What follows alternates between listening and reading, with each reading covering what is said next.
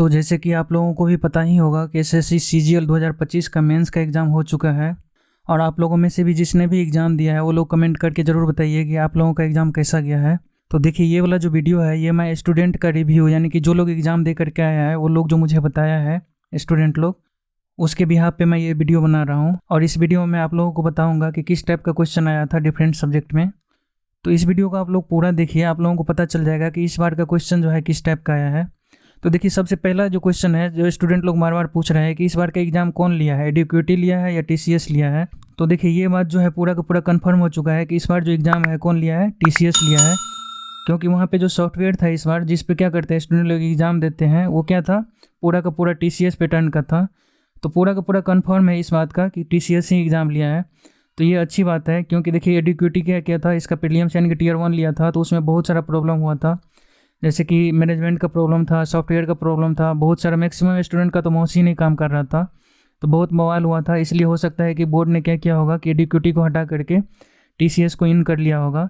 तो ये अच्छी बात है और एक ही शिफ्ट में एग्ज़ाम हुआ है। तो इस बार पूरा उम्मीद है कि कोई नॉर्मलाइजेशन वगैरह नहीं होगा। जो स्टूडेंट बढ़िया से एग्ज़ाम दिया होगा उसका पूरा का पूरा उम्मीद है क्या होगा, रिजल्ट आएगा, उसको नौकरी मिलेगी।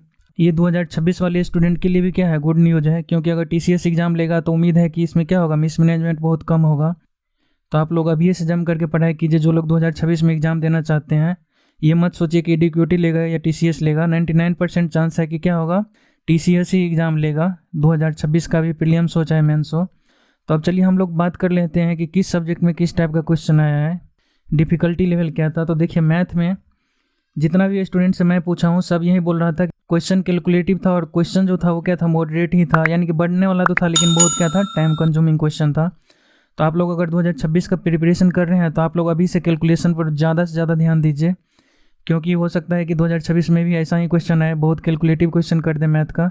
तो क्वेश्चन तो बनाना बहुत ज़रूरी ही होता है, क्योंकि ये हर एक सब्जेक्ट में आपको क्वेश्चन बनाना पड़ेगा अगर आपको रिजल्ट लेना है। तो प्रीलिम्स में भी अगर आपको रिजल्ट चाहिए तो कम से कम 150 प्लस तो आपका आना ही चाहिए। तो इसलिए आप लोगों को अभी से ही जो ये लोग क्या कर रहा है, पैटर्न चेंज कर रहा है, चाहे कैलकुलेटिव क्वेश्चन ला रहा है या कुछ और कर रहा है, तो उसको आप लोगों को अभी से क्या करना है, ध्यान में रखना है। आप लोग अपना मैथ में कैलकुलेशन पर ज़्यादा ध्यान दीजिए और कैलकुलेशन को फास्ट बनाइए। अब बात रही रीजनिंग का, तो रीजनिंग देखिए बहुत ही ईजी था। सब लोग यही बोल रहा था 15 मिनट के आसपास में सब आदमी रीजनिंग बना लिया था। तो रीजनिंग हमेशा, वैसे कि प्रीलिम्स में भी बहुत ईजी आया था, इस बार देखिए मेंस में भी बहुत ईजी आया है। और रीजनिंग में किस तरह से 25 में 25 लाए, इसके लिए आप इस वीडियो को लास्ट तक देखिए। मैं आप लोगों को लास्ट में ये भी बता दूंगा कि रीजनिंग में किस तरह से 100% स्कोर करें।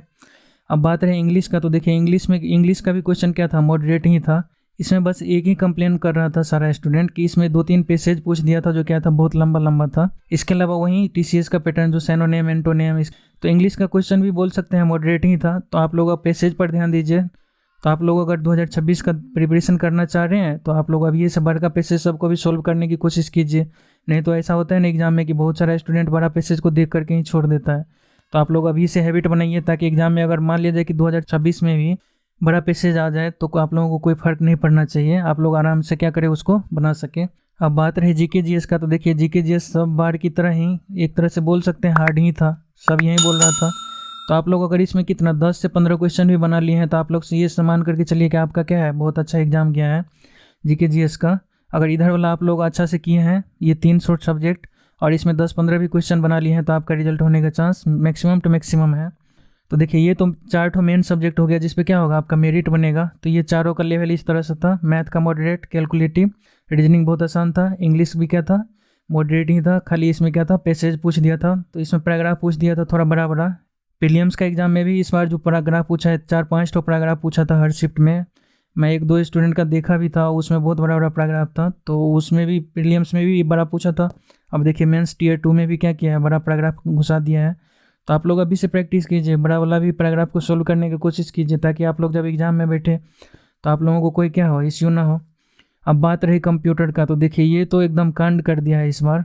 मैं क्यों बोल रहा हूँ कांड कर दिया है, क्योंकि देखिए पहले जो एग्ज़ाम होता था मेंस का, सीजीएल मेंस का, तो उसमें क्या होता था, बेसिक कंप्यूटर पूछता था। तो बेसिक कंप्यूटर में क्या होता था, इंटरनेट होता था, सॉफ्टवेयर होता था, ये टाइप सब पूछता था। इसमें इंटरनेट कैसे काम करता है ये सब, जैसे ब्राउज़र है तो ब्राउज़र कैसे काम करता है, कुकी वगैरह के बारे में पूछता था, नेटवर्किंग के बारे में पूछता था, साइबर सिक्योरिटी में छोटा मोटा क्वेश्चन पूछता था, शॉर्टकट पूछता था कीबोर्ड का, ऑपरेटिंग सिस्टम सब के बारे में पूछता था। इसके अलावा मैं MS ऑफिस में जैसे वर्ड हो गया, एक्सेल हो गया, पावर पॉइंट, ये सब बेसिक चीज़ें पूछता था।